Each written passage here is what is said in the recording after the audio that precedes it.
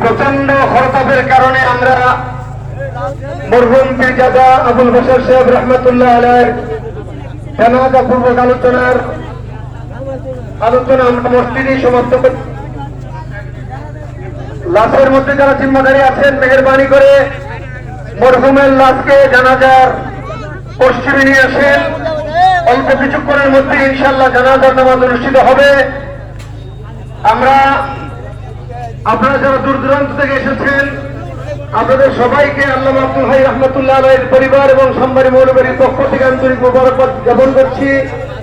বাহিরের যারা মেহমান আছেন, আপনাদের জন্য মেহমানদারির ব্যবস্থা করা হয়েছে। জানাজার পরে মাওলানা হারুন রশিদ জামাত বরকাতুল আলিয়ার বাড়িতে আপনারা মেহমানদারি গ্রহণ করে যাবেন। আপনাদের কাছে সবিনী অনুরোধ, ইনশাআল্লাহ শেষ দিকে ইনশাআল্লাহ উপনীত হয়েছে। কিছুক্ষণের মধ্যে জানাজার নামাজ অনুষ্ঠিত হবে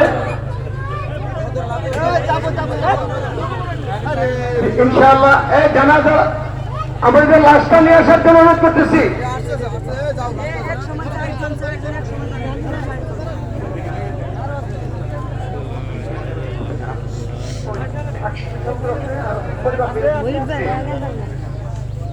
এখন আপনাদের সামনে আজকে আমাদের মহারথী মরহুম পীরজাদা আবুল বাশার সাহেব রহমতুল্লাহ আলাইহির জানাজায় অনেক কষ্ট করে উপস্থিত হয়েছেন আমাদের কসবার শীর্ষ রাজনৈতিক ব্যক্তিত্ব, আমাদের সবার কাঙ্ক্ষিত মেহমান জনাব সাইদুর রহমান স্বপন ভাই, এবং উপস্থিত হয়েছেন উপজেলার চেয়ারম্যান জনাব রাশেদুল কাইসার জীবন ভাই।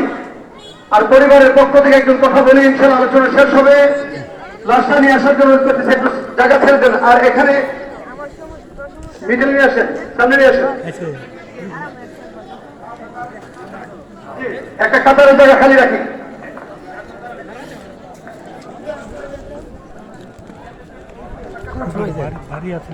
জনাব আজাদ ডাক্তার সাহেব, জনাব ডাক্তার একে এম আজাদ সাহেব, আপনাকে সামনে আসার জন্য অনুরোধ জ্ঞাপন করছি। জনাব ডাক্তার একে এম আজাদ সাহেব, আপনি একটু মেহরবানি করে সামনে চলে আসেন, এদিকে এসে পড়েন। 1 মিনিট। আমাদের বরেণ্য ব্যক্তিত্ব, রায়তলী গ্রামের কৃতি সন্তান, বিশিষ্ট চিকিৎসক, আমাদের আত্মার মানুষ জনাব ডাক্তার একে এম আজাদ ভাই 1 মিনিট আপনাদের সামনে অভিপ্রায় ব্যক্ত করছেন। বিসমিল্লাহির রহমানির রহিম। উপস্থিত মুসল্লান, আসসালামু আলাইকুম।